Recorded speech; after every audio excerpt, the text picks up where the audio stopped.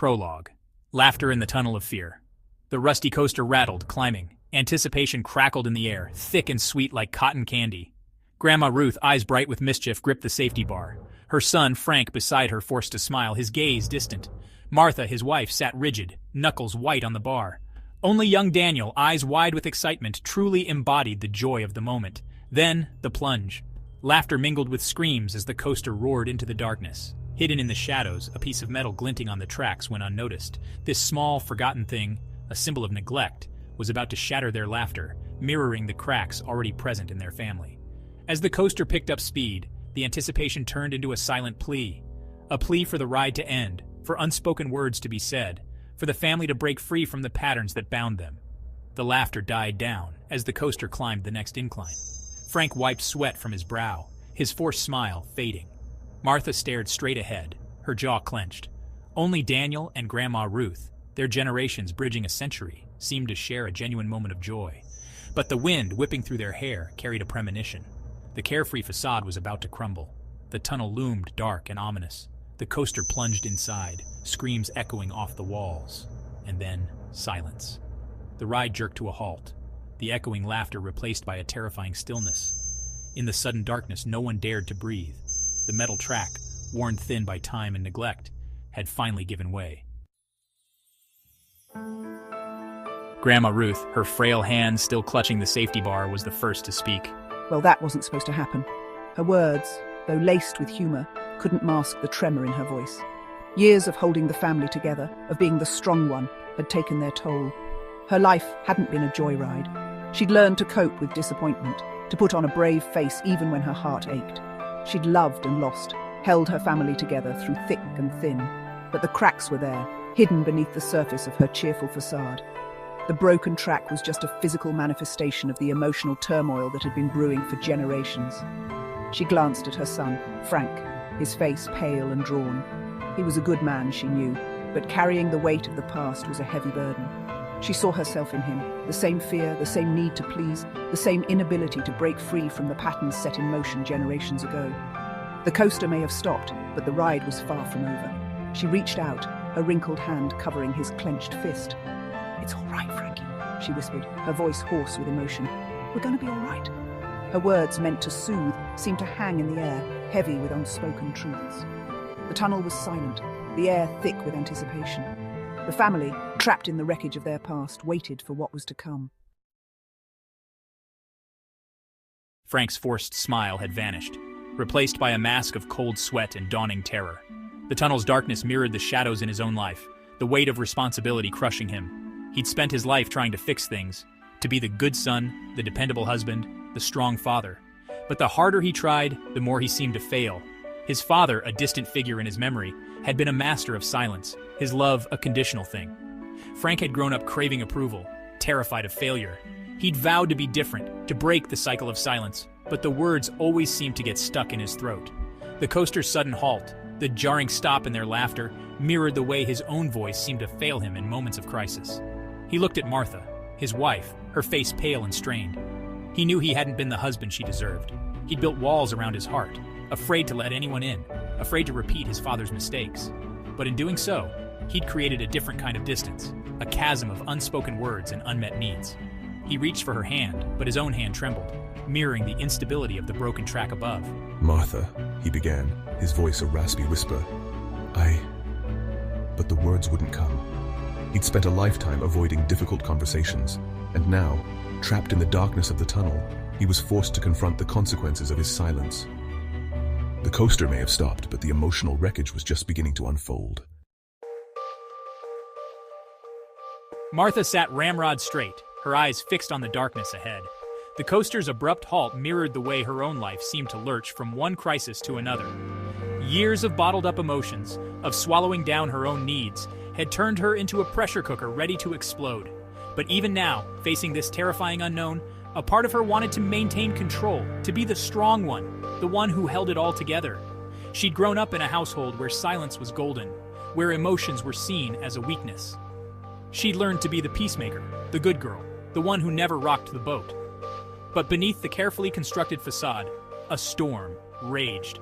The coaster's sudden jolt had awakened something deep within her, a primal fear mixed with a strange sense of liberation. She glanced at Frank, his face a mask of fear and regret. She saw the guilt in his eyes, the unspoken apology for all the ways he'd failed her. She wanted to scream, to lash out, to make him feel the pain she'd carried for so long. But the words wouldn't come. She was trapped, not just by the broken coaster, but by the invisible bars of her own making. She closed her eyes, willing herself to breathe. The air in the tunnel was thick with the smell of grease and fear. She could hear her own heart pounding in her ears, a frantic rhythm that mirrored the chaos of her thoughts. The coaster may have stopped, but the emotional roller coaster was just gaining momentum.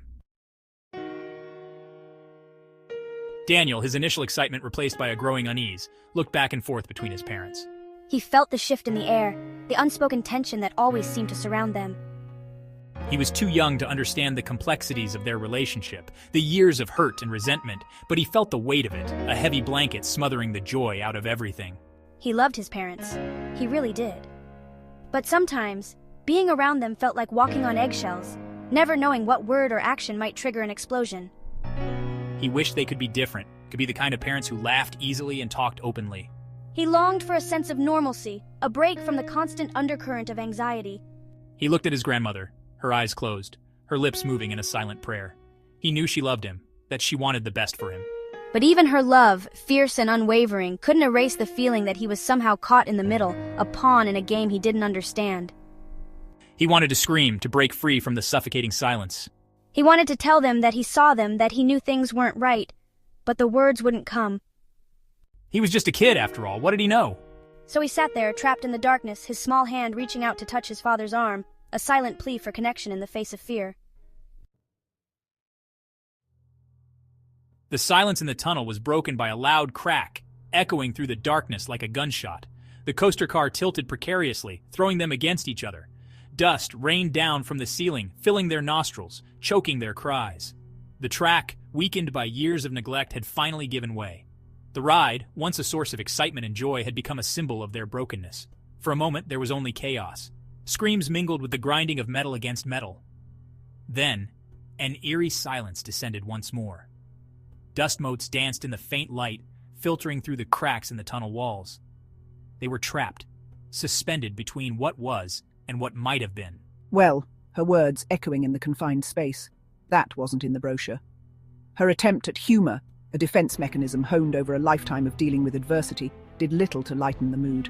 His face pale and drawn, he struggled to unbuckle his safety harness. His hands, slick with sweat, fumbled with the clasp. He could feel the weight of responsibility pressing down on him, suffocating him. If only he'd been more attentive, more proactive, maybe this wouldn't have happened.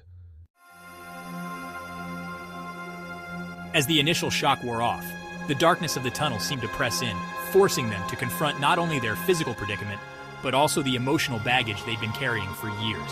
The broken coaster became a metaphor for their own lives, the twisted metal a reflection of their fractured relationships. Grandma Ruth, her eyes closed, her breathing shallow, was transported back to her own childhood, a time of scarcity and uncertainty. She saw her own parents, their faces etched with worry, their shoulders slumped with the weight of the world. She remembered the silent sacrifices, the unspoken fears, the way love was expressed through duty and obligation rather than words and affection. Frank, his gaze fixed on the broken track, saw his father's face, heard his harsh words, felt the sting of his disapproval.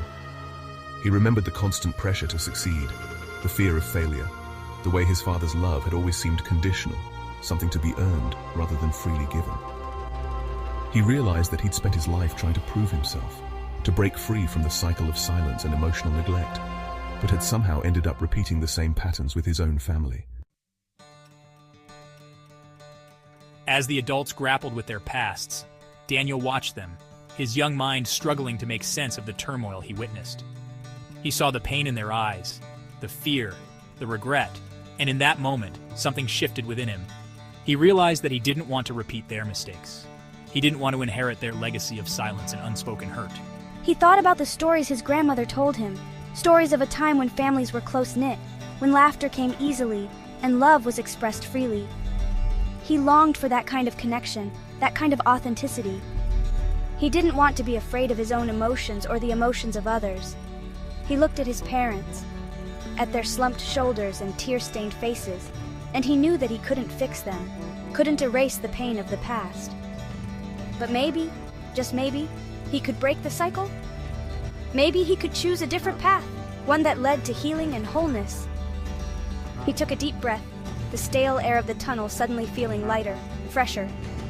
He knew that the road ahead wouldn't be easy, that there would be challenges and setbacks, but he was determined to create a different kind of legacy, one built on honesty, vulnerability, and love. The rescue came, a beacon of light piercing the darkness of their ordeal.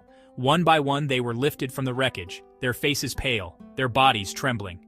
The broken coaster, a stark reminder of their fragility, was left behind, a testament to the destructive power of neglect.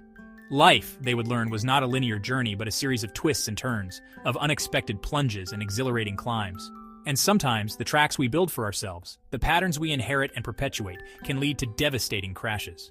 As they moved forward, their steps tentative, their hearts heavy with unspoken truths, they carried with them the scars of the past. The broken track remained, a silent reminder of the day their lives had veered off course. But amidst the wreckage, a single ray of hope emerged. The youngest among them, his heart still open, his spirit unbroken, dared to dream of a different path, a path where healing was possible, where love could bloom even in the shadow of brokenness. The ending was yet to be written, the future uncertain.